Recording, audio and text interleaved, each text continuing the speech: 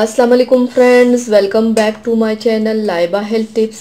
Friends, आज मैं आपको चायों के लिए सोते हुए एक आसान और बेहतरीन घरेलू तरीका बताऊंगी, जिससे घर में मौजूद चीज़ से आपके चेहरे की चाइयाँ हमेशा के लिए ख़त्म हो जाएगी और चेहरा निखर जाएगा।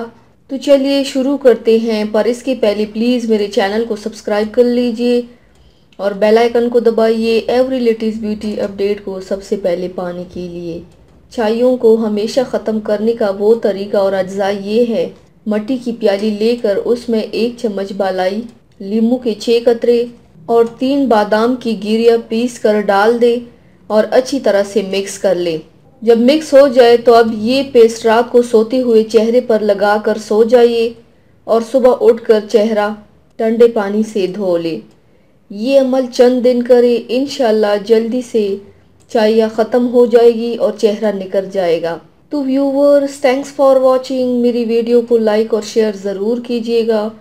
मिलते हैं एक और नई वीडियो में, तब तक के लिए अल्लाह हाफिज़।